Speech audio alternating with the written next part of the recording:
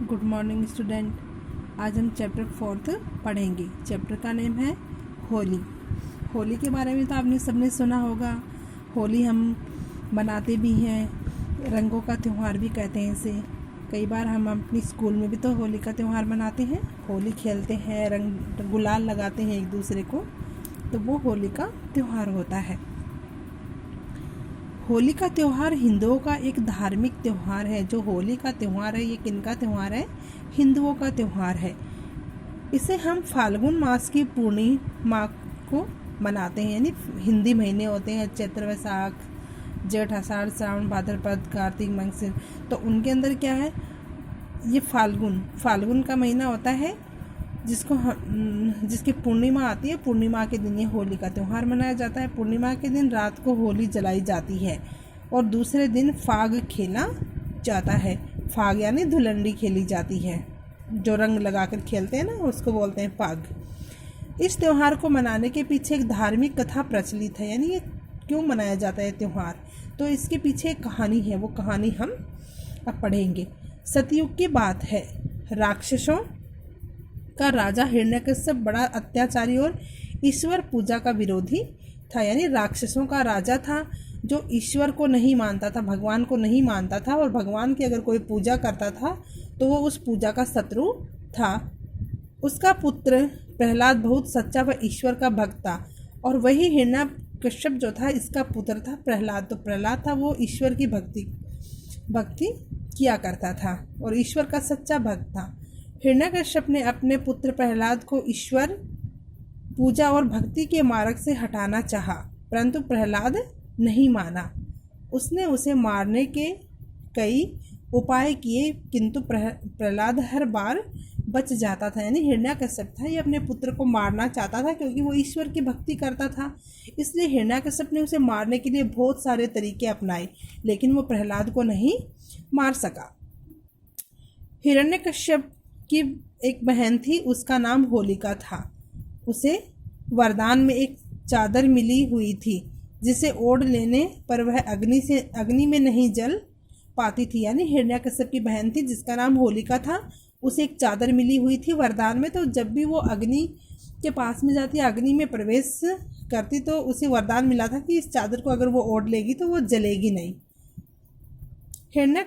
हिरण्यकश्यप ने होलिका से कहा वह प्रहलाद को गोद में लेकर आग में बैठ जाए। हिरण्यकश्यप ने अपनी बहन होलिका को कहा कि वह प्रहलाद को अपनी गोद में ले ले और गोद में लेकर और वो चादर ओढ़कर बैठ जाए।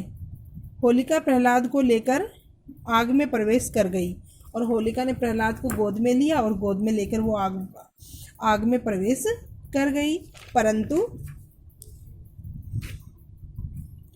ईश्वर की भक्ति के कारण चादर प्रहलाद के शरीर पर आ गिरी। यानी ईश्वर का वो सच्चा भक्त था, तो ईश्वर ने प्रहलाद की रक्षा की, तो वो चादर होलिका ने जो ओढ़ रखी तो वो उसके शरीर से उतरकर प्रहलाद के शरीर पे आ गिरी, जिससे प्रहलाद को आँच भी नहीं आई और प्रहलाद को कुछ भी नहीं हुआ।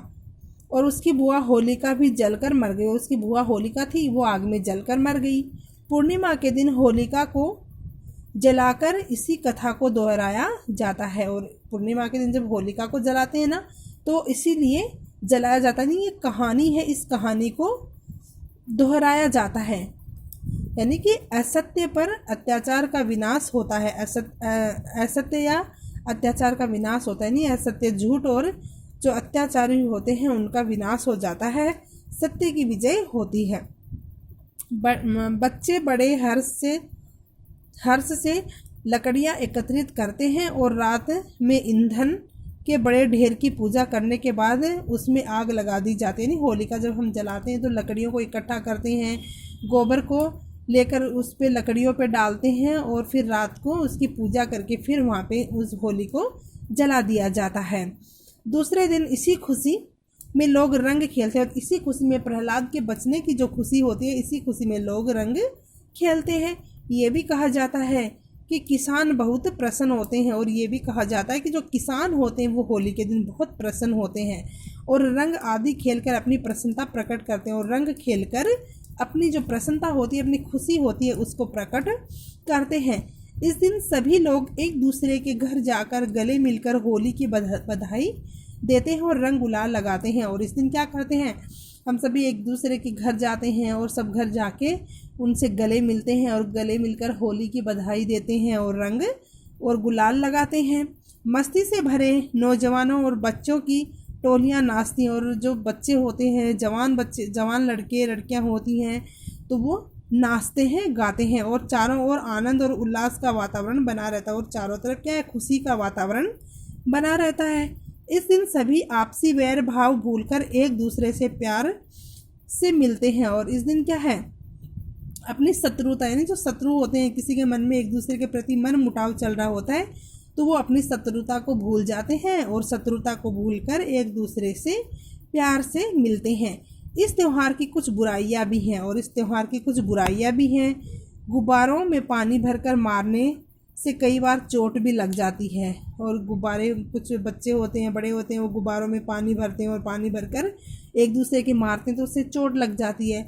होली खेलने के लिए कई लोग खराब वस्तुओं व रंगों का इस्तेमाल करते हैं। कुछ लोग होते हैं जो खराब वस्तुओं का इस्तेमाल करते हैं, जैसे कुछ कीचड़ में हाथ डालते हैं, पानी में डाल देते हैं, जो कुछ गंदी चीज़ें होती हैं वो अंदर डाल देते हैं, होली खेलते हैं तब। और रंग होते हैं, खराब रंग होते हैं, उनका इस्तेमाल करते हैं। तो इन सब का प्रयोग नहीं करना चाहिए हमें। इन बुराइयों को छोड़ने का प्रयत्न करना चाहिए। इस रंग बिरंगे त्यौहार को आनंदोत्सव के रूप में मनाना चाहिए। और ये जो रंग बिरंगा त्यौहार होता है, ये खुशी का त्यौहार होता है, और इसे खुशी के रूप में मनाना, आनंदोत्सव यानी खुशी के रूप में मनाना चाहिए। तो ये होली का त्यौहार है, ये बहुत ही अच्छा त्यौहार है। यानी यहाँ पे असत्य या अत्याचार का विनाश होता है और सत्य की विजय होती है। और ये त्यौहार हमें आपसी शत्रुता, बैरभाव भुलाकर आपसी प्रेम से रहना सिखाता है।